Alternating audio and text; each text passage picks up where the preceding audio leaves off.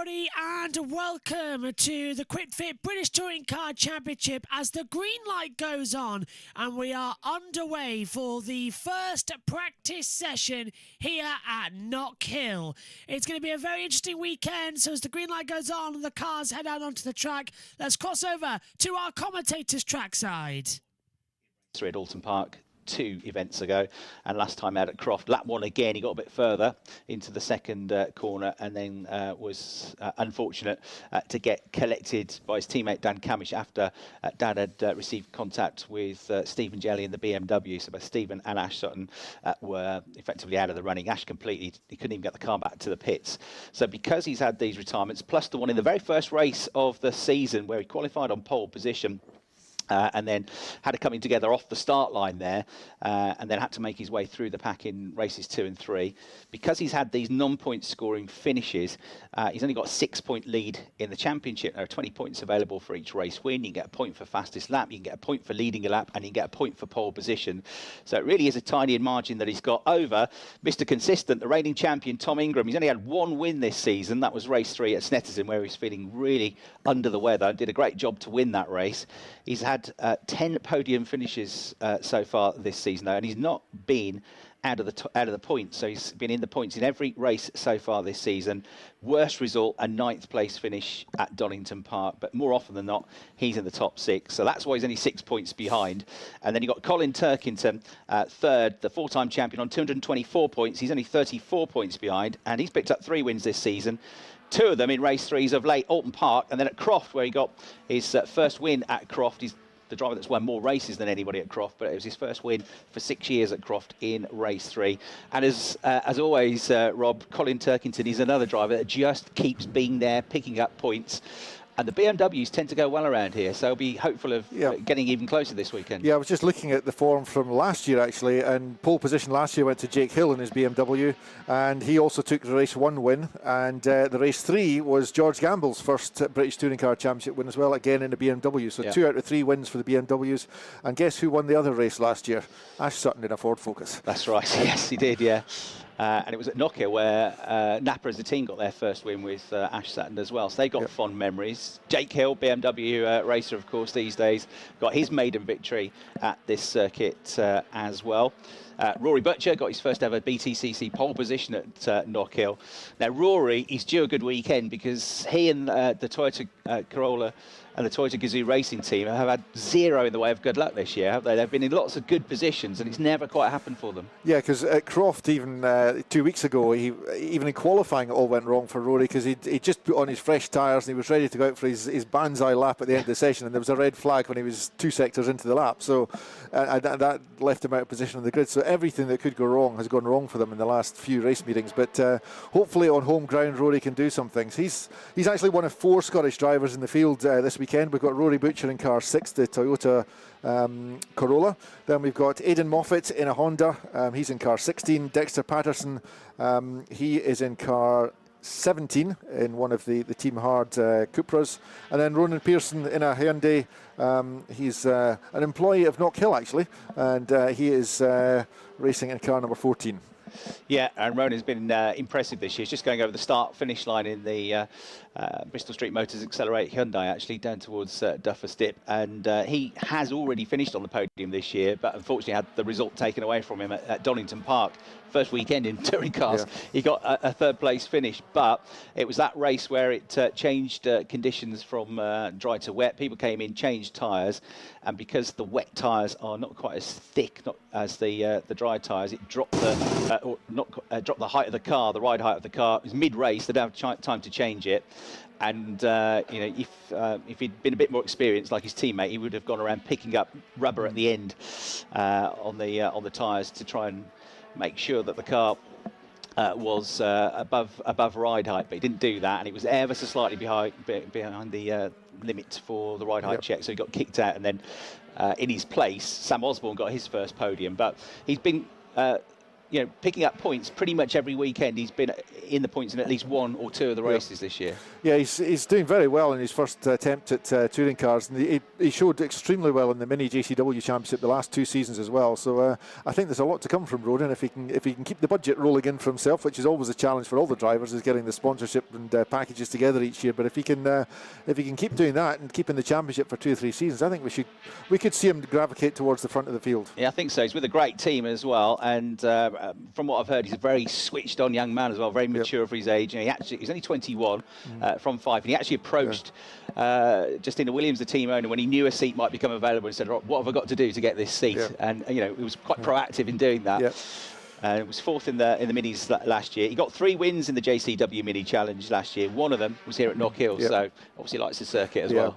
Well, he was good enough at Croft a couple of weeks ago to give me or get his engineer to give me a detailed tour of the car, every nut and bolt on the car. So it was fantastic, very enlightening to see how the touring cars work. And Alan, you're in the pit lane seeing it all for yourself.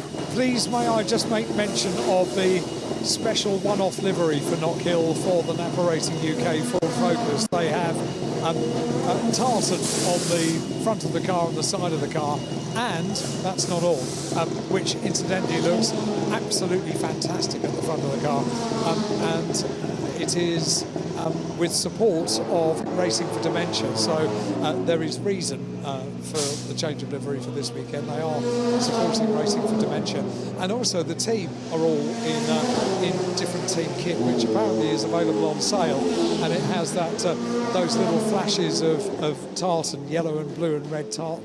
It just looks brilliant. Yes, they really have done it well, Alan. And I noticed on the bonnets of the cars, there's a nice kind of fade in the wrap as well, the way they've blended the tartan into the rest of it. Really, no expense spared. And for all of the team to be wearing those shirts as well for this weekend, super stuff by Napa Racing UK. They can't really put a foot wrong this year, can they? Well, hopefully they'll maintain the form. You haven't put the commentator's curse on them, Alan, but yeah, they're a class act at the moment. They really have kind of raised the game in the pit lane as things stand at this stage of the season. So yeah, they did a lot of work on that car over the winter. Did more testing than anybody else. Ash Sutton has said to Alan before, if you name a component on the car or a section of the car, we worked on it, we updated it, and we changed it over the winter, and it's all paid off. They have been on pole position, one of their cars, in every qualifying session so far this year. I've just noticed something you're talking about, Ash Sutton. The Napa Racing UK team all wear the team kit that you can buy. You can buy the team kit, of course, but to differentiate for the team itself, they have big white letters underneath the Napa Racing logo on the front and the back. They have the word team. The only exception to that is Warren Sutton, father of Ash, who has Pops written underneath the logo. I've never noticed that before. Nice. Think of everything, don't they? And his son's gone quickest at the moment, Ash Sutton. Not the first time I've said that this year. 56.477 seconds. Now, Ash Sutton will love these conditions. He is brilliant in the wet conditions. I mean, he's brilliant in the dry, he's brilliant in the damp, he's brilliant in everything. But in the wet, he absolutely revels in these conditions. And his first win came in very similar conditions to this, actually, in Croft, in the old MG, in his first season in 2016. So don't be surprised if he's up there in these conditions. But Rory Butcher has gone into the pits now, second quickest. Ash has done a 56.477. 1.5 tenths behind him in this first free practice session is Rory Butcher, but they're now second and third because Josh Cook has gone to the top of the times with a 56.402 second lap. So by 75 thousandths of a second, Josh, who's the Independence champion from last year, leading the Independence this year, top of the times. He had really good free practice sessions at Croft as well, didn't he? Now, a bit of news from the hairpin. Ash Sutton just spun on the exit of the hairpin, but he's going again. He's just heading under the Beatson's Building Supply Bridge, but he's obviously found the limit of grip at the last corner on the circuit. Yeah, exactly right. Exploring its lap ruins, one lap, the end of one lap, the start of the next. I was speaking to Aidan Moffat yesterday and sort of asking, what do you do with these? What's the programme in the first free practice session? Because it always seems that they come straight into the pits or are in and out of the pits for the first 10-15 minutes. There's a lot of things to run through. And he said, yeah, kind of exactly that. You've got the things that you've got to run through, but also on a dry day, you've got to be mindful of your tyre allocation and making sure you've got your tyres saved for when you really need them for qualifying and the race. So he said, you're kind of treading water for the first free practice session until you get to free practice 2, when you then start using your better tyres, try to get the setup for the qualifying session. But it's wet today, so that's why we've got a really busy track. They're not worried about tyre allocation. There's an appropriate phrase, treading water in this session for sure. Fair point, yeah. So as you say, there's a work list each team's going through. So if you're watching trackside and cars disappear for a few laps and then reappear, that's exactly what's happening. They're going in the pits. They could be bedding in brake pads. They could be in the dry. They'd be going through a cycle of tyre changes. But in the wet, obviously, as you say, a bit different today. But each car's doing that. So really, from a competitive point of view, the times you see in this session, they give you a rough idea where people are. But you're probably not going to see the ultimate from every car because they're just going through this technical work list. But when we get to the second free practice session, each of the cars at some point in that session will do a qualifying simulation. You'll see the headlights coming on, they're on a fast lap, and they'll be doing qualifying simulations. So then we'll get a real idea of what the form is going to be as they go ahead into qualifying proper. Right. Just on the subject of weather, I know the weather forecasts this year have not been awfully good to rely upon, but the weather forecast for tomorrow is much better than today. Maybe a slight chance of a shower in the middle of the day, but apart from that, it's going to be we're going to see the sunshine, and Knockhill is the most glorious place when we have a bit of sunshine. So it's not necessarily today going to be the same conditions as tomorrow. Bear in mind there'll be qualifying if it stays like this, which is the prediction, in completely wet conditions. They're going to be free practice in completely wet conditions. Then tomorrow, chances are it's going to be dry all day. Well, we'll keep our fingers crossed for good weather tomorrow. And the other thing I'm keeping my fingers crossed for is the complications in qualifying of a drying track, because that always gives you an absolute thriller of a qualifying session, because it just builds up, and it's who's on the driest conditions towards the end of the session is going to be the man on pole. But of course, we've got a two-phase qualifying procedure today as well. We've got the top 10 shootout at the end, Chris. Yeah, so for half of the weekends this year, we're doing, as Rob said, a top 10 showdown, and this is the fourth weekend of doing that here at Knockhill. So everybody qualifies as normal. So normally, qualifying, for those of you new to touring cars, normally it's a half-hour session, and whoever's quickest at the end gets pole position. That's the grid for race one. But for this format, this weekend, and at 5 of the events this year, it's a 25-minute session, and everybody qualifies as normal. And from 11th place downwards, you end the session there, and that's your grid for race one. But the top 10 then go through to a 10-minute shootout to gain pole position. So the times are reset, and they all go for it in a second part of qualifying, effectively, which is proving to be a very interesting format this year. And as you say, if the weather plays its part, it could be really interesting today. Yeah. I arrived in the car park this morning at the same time as Jake Hill, and I was chatting to him as we walked in, and he was saying he's hoping it's not like that. He's hoping it's not going to be the drying track that ends the crescendo, because he doesn't mind if it's wet or dry as long as it's consistent through the qualifying session. Yeah, it becomes a bit of a lottery then, and race engineers absolutely hate greasy conditions, or it might rain, or it starts raining more, or the rain gets less and the track dries, because you're trying to set the car up in the future. You're trying to anticipate what's going to happen in 15-20 minutes time. You never got the ideal optimum setup. So it could be interesting. Hill's second quickest from a couple of laps ago. He's actually only 0.08 of a second slower than Josh Cook's time. So Jake Hill 56.410, Josh Cook 56.402. Ash Sutton from earlier, 56.477. That means even in the wet, where things tend to spread out a bit more, we've only got 75 thousandths of a second between the top three in this session. Colin Turkington is in the pits. He's fourth. Andrew Watson, one of the rookies this season, former GT racer, 5th place in the Vauxhall. Rory Butcher in the pits, he's in 6th position now. Dan Camish in the pits is in 7th. Ronan Pearson going well, he's in 8th place. And then we got 9th place for Dan Lloyd, and Dan Rowbottom, we heard from earlier, he's currently in 10th place. Everybody has been out there at the moment. We mentioned Rob Huff, he's in 19th place at the moment, 57.8, 1.4, nearly 1.5 seconds slower than the fastest time. Another one to make mention of is Daryl De Leon, who only came into the championship at Croft last time out and has got no previous tin top experience. He's come from the Radical UK Championship, the Radical UK Cup. He was a class winner champion last year. He moved up to the main category this year, was battling for the championship lead. He's dropped out of that to come and race in BTCC, the British Filipino driver. He's in the number 18 Cupra Leon, so he's trying to get used to the circuit, get used to the car, and it's all in wet conditions, so he's got his work cut out as well. Now, I'm just scanning the timesheet to see where the Scottish drivers are. So you mentioned Rory Butcher, car number 6 in 6th position. We've got Ronan Pearson, very good in 8th position at the moment in car 14. And then I'm looking to see where Dexter Patterson's gone. I can't see him on the list at the moment, unless my eyes are deceiving me. No, he's not been out yet. Yeah. No, you're right.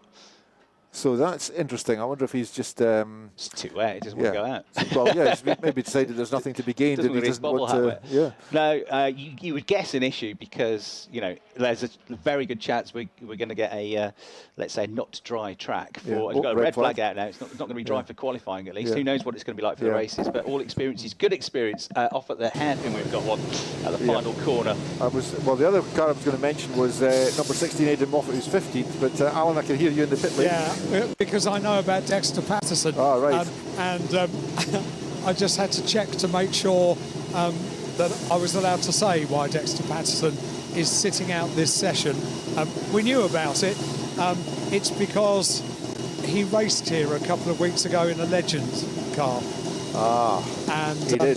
And so you knew the answer as well, Rob, yes. but you hadn't joined the dots. So when the officials found out that he'd raced here, they said, "Oh dear, you've rather forfeited your chance for free practice 1 then." He will get, I understand, 1 installation lap at the end of this session just to make sure the car is okay. But rules are rules, and before a race meeting, you're not allowed to do that. You're not allowed to race or test or do anything at a circuit. And I'm sure it was completely innocent, but rules are rules, and therefore you sit out FP1, which is a real bind on your home country circuit to be on the back foot from free practice 2. It is, yeah, and it kind of defeats the purpose of his Legends outing because Dexter, although he's a Scottish driver, has almost zero experience of racing at Knockhill, because his career, and it's a stellar career in karting, he's a world kart champion. It's always been at other circuits. He's rarely raced here, so the whole idea of him doing a Legends event was to get some track time. Which presumably was why racing in the Legends would have been a really good idea. Yes. When it was. Yes. But it's come back to bite him, yeah. Exactly. Until the phone in Surrey rang. Yeah, actually. So the reason we got the red flag, the one that's gone off at the hairpin at the end of the lap is Josh Cook, who's quickest in the session. Don't see Josh go off the road very often, do you? So Josh has gone off. Don't know what caused it, but he's there, parked up in the One Motorsport Starline Honda against the barrier. Hopefully, he didn't make too much contact or any contact with that barrier. He should get away with that with fairly light damage because he's kind of gone in sideways across the gravel, so that will have slowed him down at the slowest point on the circuit as well. And also, there's a good depth of recticel foam barriers there before you hit the tyre wall. So the damage should be fairly light if there's any at all on the car. I've seen cars going into there pretty much head on at speed and just bounce off the recticel. So fingers crossed there's no damage done. Does its job, yeah, exactly right. Because it's practice rather than qualifying, the clock continues to tick down. So the clock doesn't stop, so we've got 17 minutes and 40 seconds left on the clock. We should also say welcome along to those of you listening in online as well via the BTCC website, btcc.net, in the live audio section. I know lots of you join in and listen to us over the weekend. So welcome along to you if you're in the comfort of your own home, out of the rain, or maybe you've got some better weather out in the garden listening to us. Hope you enjoy our coverage this weekend. Do you know, when the cars went out for FP1, having a conversation with Dick Bennett's down here in the garage, and he said, how long do you think there'll be until a red flag? I mean, not that it was a negative conversation, it was a serious game of prediction, and we stopped short of having a wager. Neither one of us were correct. I went for 4, he went for 6, so we've done, what's the most laps done? 8? We've got Colin. No, 11, no, we've 12. got 12 for yes, Nicky we Collard. have. Yep. Oh, so we were very negative, weren't we? Oh yeah, you're way off. Yeah. Mind you, the same discussion will happen tomorrow, Alan, when it comes to how many laps into each race will we get before the safety car comes out. So. Well, you know, it's going to be dry tomorrow. Of course. No safety cars.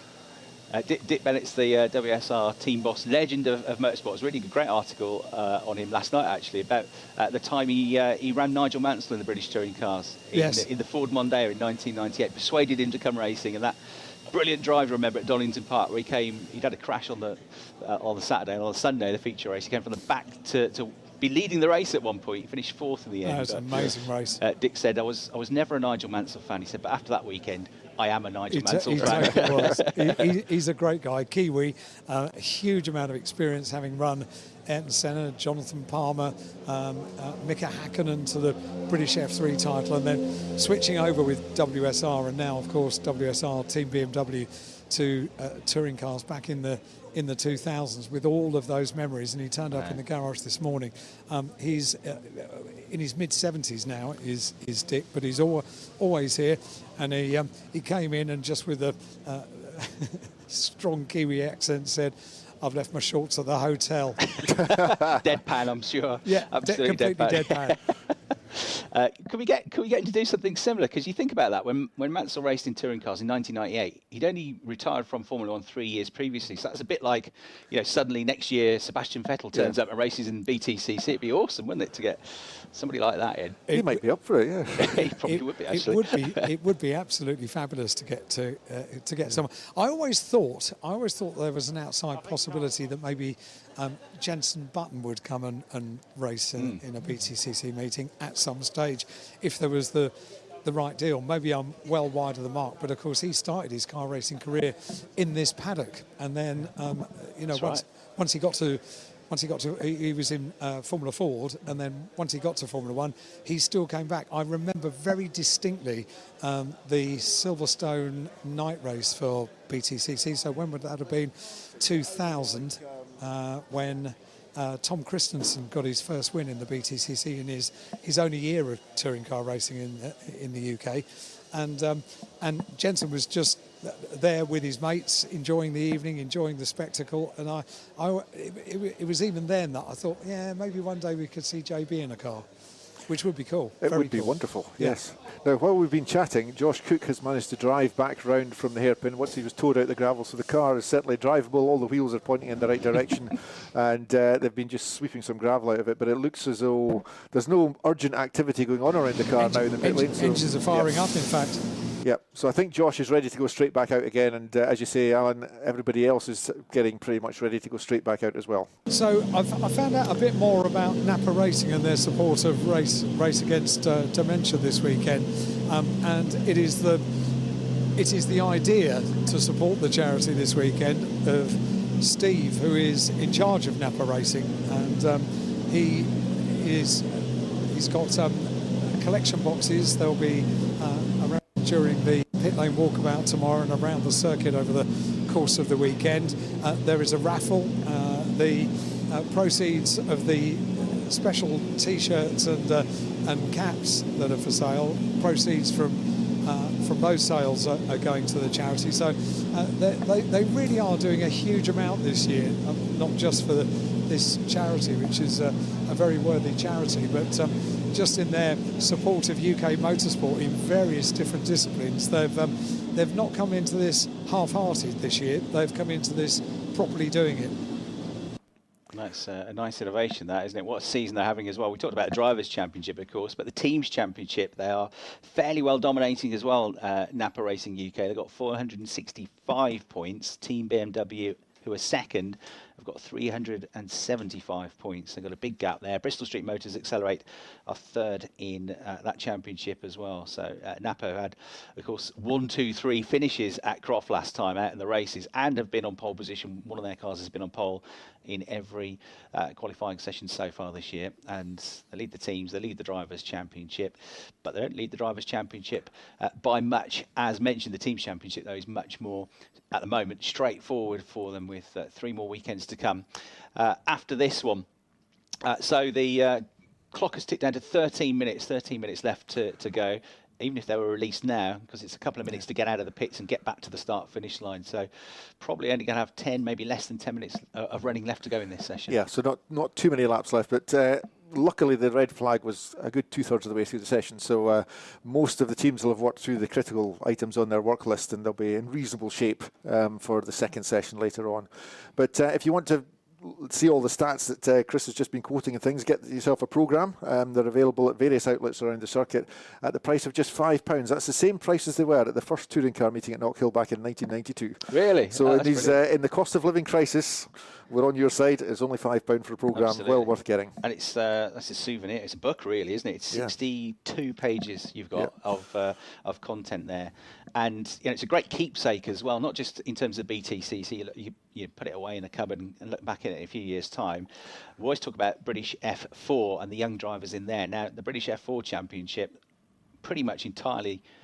The whole grid in that championship all have aspirations of being Formula One drivers one day, and some of them might just get to do it. So it's only 6 years ago, in 2017, that Oscar Piastri and Logan Sargent, now both racing in Formula One, were racing in this championship. So I've just seen Aidan's dad, Bob Moffat, who is a formidable figure within the paddock. He is my close personal protection on every BTCC weekend. He has just arrived down in the garage. He just patted me on the shoulder. He said, "Don't worry, you're looked after for the weekend," which is always reassuring. And guess what he's wearing? Shorts. T-shirt. Well, he comes from Glasgow, so that's right. That's it, T-shirt. I've got a question for you, though, Alan. At Brands Hatch, which was also rainy, I think it was at Brands Hatch, he had like a truck full of umbrellas that he was giving away. Oh, that's right. I wonder if Bob's got his got some brollies. brollies with him, yeah. Well, Bob's brollies. I've seen a lot of brollies for that in that team colour, so he might have. Let me go and seek him out, because he was not selling them, but just giving them away, giving them out to people that were getting wet. Yeah. Go and find out if we've got Bob's brollies. Hang on. It would be appropriate. He might have given them all away at Brands I'm not going Hatch. to call them Bob's brollies, or I might have one wrapped around my neck. Positioned, in a precarious place. I know what you're saying. Good news, that sort of mist, that low cloud has lifted a bit, and we can sort of properly see out the back of the circuit now over towards Clark and over towards the chicane, which was a bit hard you had to squint to see it about 10 minutes ago. It's clearing up a bit, it's a bit brighter. And I know it's still raining, it's still not very nice for you, but it is. So once we get to the afternoon, past lunchtime, it should get better. Yeah. And there's lots to see around the circuit as well, away from the trackside. The paddock is free and open to wander around, so you'll see all the cars of all the different classes in their awnings, mechanics at work and things, and you'll get a real sense of the fact that this is very much a team sport. It's not just about the guy behind the wheel of the car. And if you're lucky, you got your programme, there's plenty of space for autographs and things as well. You will guaranteed to be seeing various drivers around the paddock if you take a wander through. But do be careful, because there will be cars on the move and things and equipment going backwards and forwards. But the paddock is open for you to wander around and savour the engineering excellence that is within. Absolutely right. Yeah, one of the great things about the BTCC is how accessible it is for the fans. A very good chance you'll be able to catch up with your heroes. And if you don't bump into them in the paddock, we've got the autograph session tomorrow as well. Right, so the cars head back out with 12 minutes and 15 seconds left to go. So it's only free practice, but in terms of the order, Cook is fastest, Hill second, Sutton third, Turkington fourth, Watson in fifth, Butcher sixth, Camish is 7th, Pearson is 8th, Lloyd is 9th, Rowbottom is 10th, and then Gamble got his maiden win here last season, as Rob said, he's in 11th, Taylor Smith 12th, Jelly 13th, Collard 14th, he's done more laps than anybody so far, Moffat in 15th, Chilton 16th, Morgan 17th, Doble in 18th, Huff 19th, Ingram back in 20th at the moment, then Edwards 21st, Butel 22nd, Priest 23rd, De Leon 24th, Osborne 25th. Rob Huff, by the way, I was having a chat to him this morning. I said, I don't suppose you've driven the car at all, have you? He said, no, why would I want to do that? Why would I want to spoil the fun of the weekend? And also he told me, I didn't know this, for some years he has lived out in Dubai, but he's now back in Newmarket, back based in the UK and living in Newmarket, where he comes from. Okay, good. Yeah, explains the journey that Uppy was describing from Cambridge here. Rob Huff, World Touring Car Champion. It's already 11 years ago, believe it or not. He won the WTCC. Yeah, 2012 clinched the title at Macau. And what a season it was, because that year, second in the championship, Alan Menu, two-time BTCC champion, third in the championship. And resident of Scotland. Absolutely right, yeah. And third was Ivan Muller. Also former BTCC champion, and fourth in the championship that year was Gabriele Tarquini, the 1994 BTCC champion with Alfa Romeo. Yeah, what a great advert for the BTCC that was. Absolutely, exactly right, yeah. So, Rob, who's had 33 races in the BTCC, just that one full season, 2007, not 2004, 2007. He finished 7th with Seat that year. Got a couple of wins, one at Brands Hatch, ran the Indy circuit and one at Snetterton. He's, as well as winning the WTCC, finished in the top 3 in that championship 3 times before he won it as well. So great to have Robert Huff out there. Tom Ingram has just improved, but only a bit, up to 19th in the number 1 car. But it's pretty busy out on track. There's only half a dozen cars left in the pit, so they're all making the most of this. The top 3, though, from this session, Cook, Hill and Sutton, are amongst those that are in the pits at the moment. Yeah, and I can see Dexter Patterson's car now has appeared in the holding area. So as Alan predicted, I think he's going to get out to maybe do one shakedown lap just to make sure the car is pointing in the right direction and operating as it should. And then unfortunately he's missed out on the first practice session. Yeah, indeed. Alan? I've just had a really nice text message, actually, and it is, I'll read it out to all of us, because it's to all of us. It is from the double BTCC champion, John Cleland, who says, keep up the good work, mate. I'm coming to see you guys later on today and tomorrow, just listening in online. Well, it's great to have him listening. He is going to be here. There is an award, and it is a brand new award. In fact, there are 2, aren't there, Rob, that we've got this weekend? That's right. We've got the John Cleland Award for pole position, which will be presented 15 minutes after qualifying.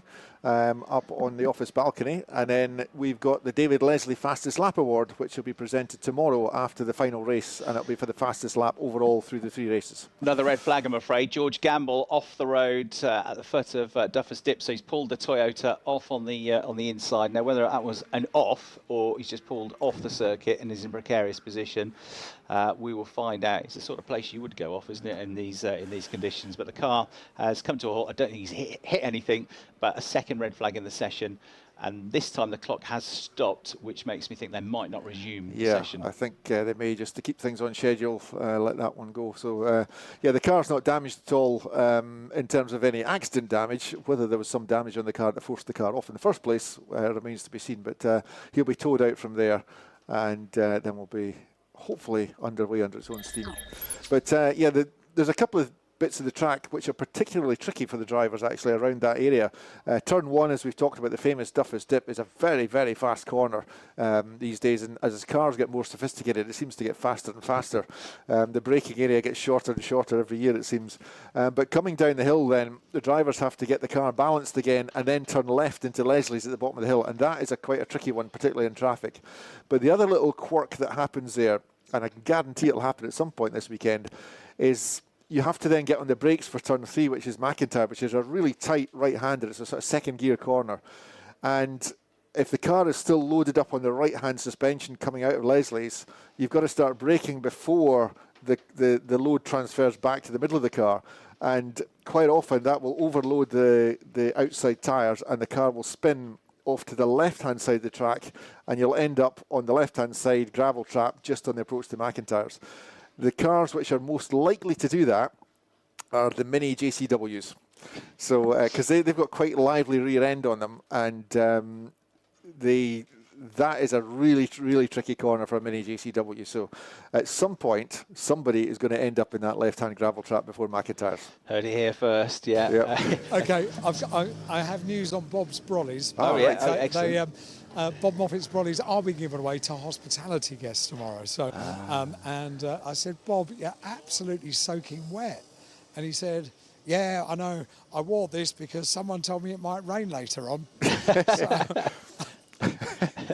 Dear, oh dear. Well, it's not cold. In fairness, it's not cold at all. No, it's actually reasonably warm, isn't it? So, yeah, he's been in worse. I'm absolutely sure of it. Yeah. So doing a fine trade with Bob's Brollies once again this weekend. Yeah, he did. He literally bought a truck full of them. I'm not kidding. A truck full of them to Brands Hatch. He said, I've got 1,000 to give away, didn't he? Yeah, he's only got a few left. So now they are just for their hospitality guests tomorrow. Bob's Ice Creams are not doing so much business this year so far. He's got loads of them in the freezer at home. Yeah, we haven't had great weather for our touring car meetings this year, have we? No, I'm just trying to think we've actually had a hot weekend. Snetterton was okay, wasn't it? Snetterton was hot, yeah. It wasn't super hot like it has been, but we were there earlier. Earlier in the year. There in May rather than in the middle of the summer. Yeah, it's true. Well, we do have an ice cream van here this weekend. Ash's Ice Cream is just outside the Paddock Cafe and Bar. And he's optimistic, isn't he? Well, yeah. Well, he's also very environmentally friendly because it's a solar-powered, battery-driven ice cream van. Is it? Yep. All right. So it's emissions-free. Excellent. And it's fully charged on solar power every night when he gets home. So it's wow, emissions-free ice cream. I can see it now. The pink and cream van, yeah. Oh, that's good. I don't think I've ever heard of an electric or environmentally friendly ice cream van. Well, that that's might be a world first. Well, there you are, yes. And in Scotland as well. In fact, I can digress here a little bit on hybrids and things while we're waiting for the red flag to go away. Because, of course, the touring cars, if you're watching around the circuit, you'll have seen a blue light flashing in the side windows of the touring cars from time to time. And that's the hybrid system when the driver engages the electric hybrid system. And there's all sorts of complicated rules about how much hybrid time you're allowed on how many laps. We'll go into that later on when we get towards race time and qualifying time. But it's a really clever system, but it gives about an extra 40 horsepower. So the combustion engine is about 350 horsepower, and the hybrid's about another 40. So you've got 390 horsepower. Now, I was doing a little bit of calculation because the fuel that's used in the petrol engine is E20 fuel. So our road cars run on E10, which is 10% ethanol, but this is 20%. So 20% of that 350 horsepower is coming from renewable sources. If you recharge your hybrid battery in Scotland at the moment, you're going to get about 85% renewable energy in that. 85% chance is going to be renewable. So rough sort of back of the envelope calculations means that if you're using the hybrid and the full power of the engine out on track, you're about 27% renewable energy, which is quite a step forward for touring cars over the last couple of years to get from no renewables to 27% just like that. So it's quite interesting when you get into the numbers. Yeah, no, absolutely. Sustainable fuels, the way it is going forward. We are going to get the session restarted, so the clock reset with 5 minutes on the clock, so a short restart this will be. Please, can I continue my season-long reports from the pit lane of the thoughts of Tom Chilton, which relate to the fact that he's just like a big kid. So this morning when he arrived at driver briefing, he said, and he's staying in the same hotel as me, so it's not the first time I've seen him this weekend. What, a travel lodge?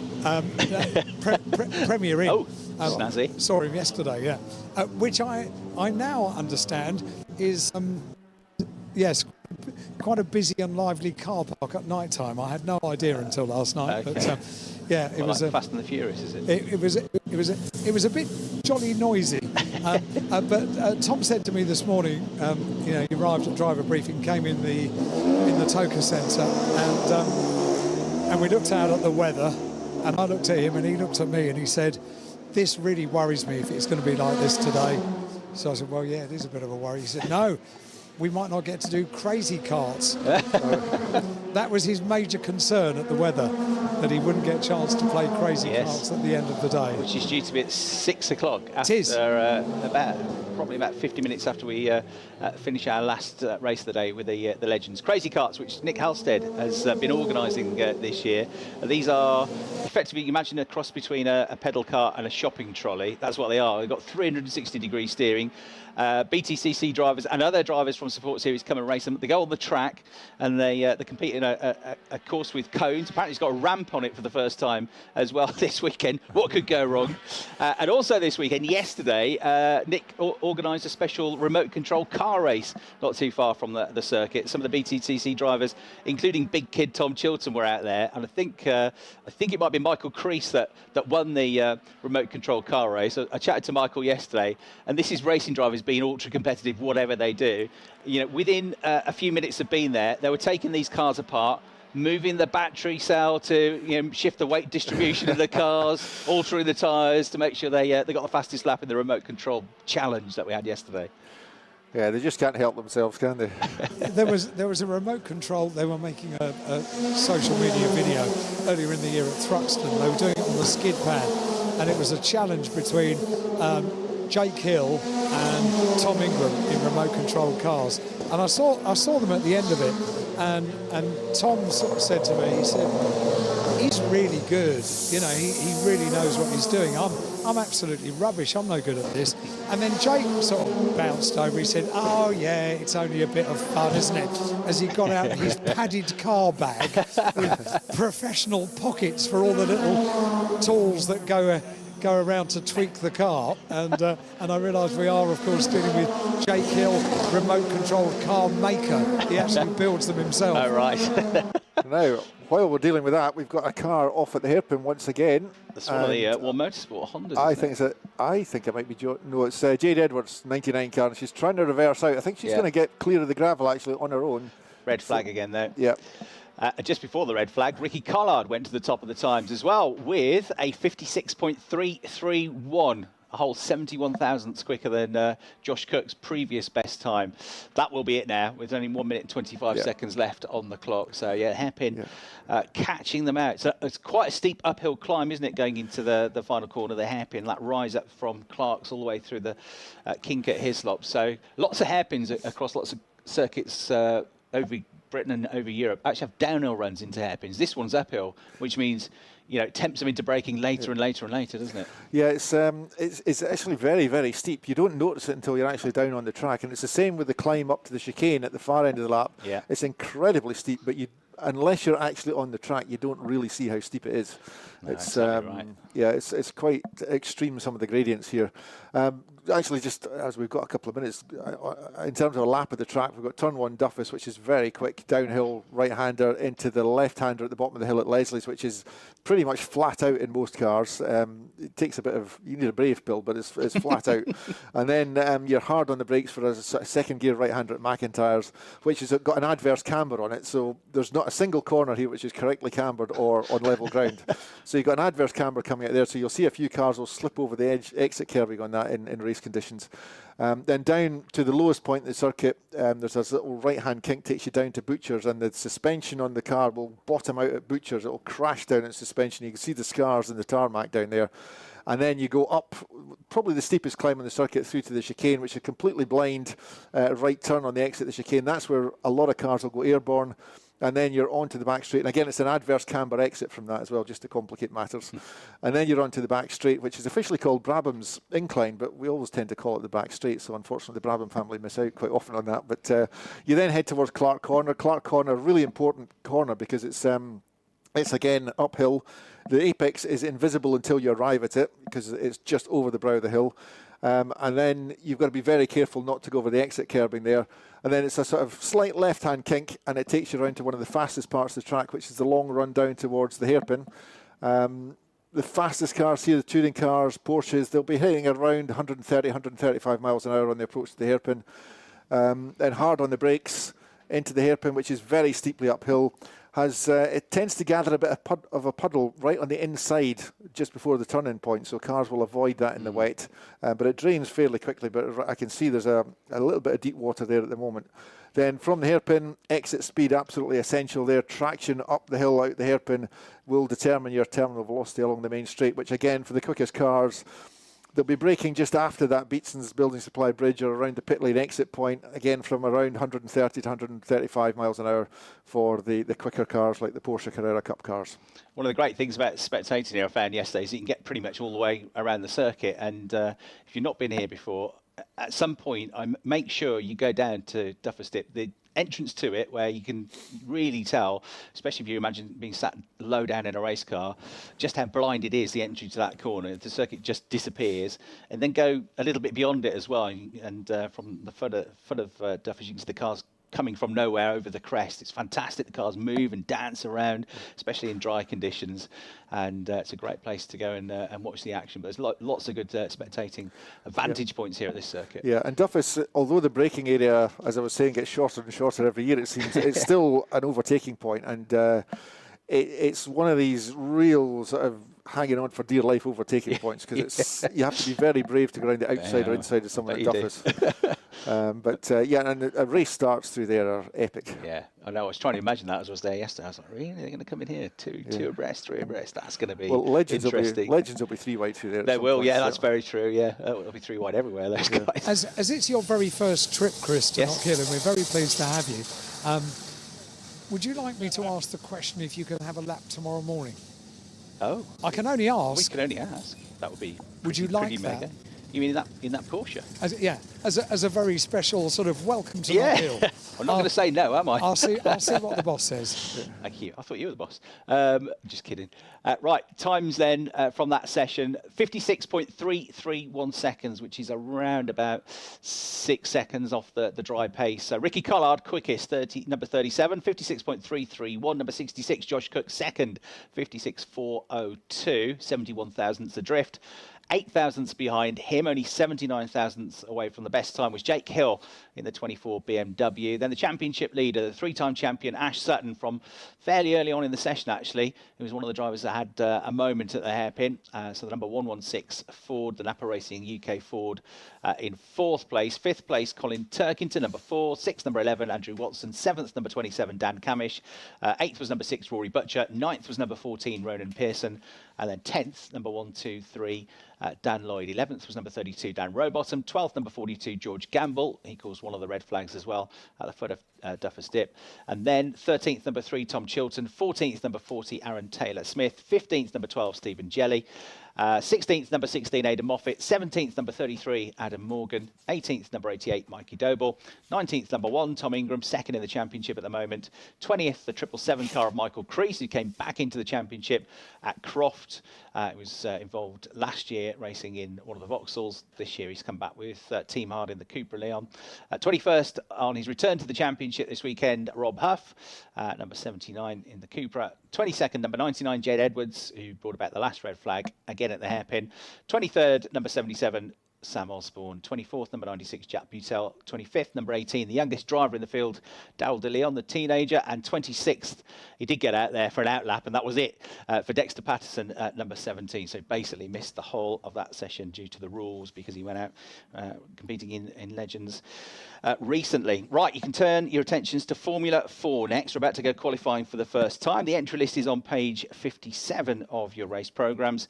It's a 20-minute session. So the single-seater Formula 4 cars, which changed the new generation versions of these cars, which are used around Europe in various Formula 4 championships last year. It's the second season with these cars. They are powered by 1.4-litre engines, but they are turbocharged, Abarth engines. They can run on Pirelli slick tyres. They're not going to be doing that in this session. So. And it's going to be a very interesting session then for the Formula 4s that are going out next. But it was a very interesting first practice session for the QuitFit British Touring Car Championship here at Knockhill, our only visit up here in Scotland. So, interesting session, multiple red flags, multiple dramas, but not bad whatsoever here for the British Touring Car Championship. If you're at Knockhill today, come over to the Mackin Motors fan zone in the Trade Centre, say hello, and here's what you can have in store as well on the tweet deck as well. Not a bad first session. We'll be back at 12 o'clock for all the action, so about 1 hour, about 1 hour 45, and we'll be back for practice 2 before qualifying later today. Thanks for your company. We'll see you soon. Take care. Bye-bye.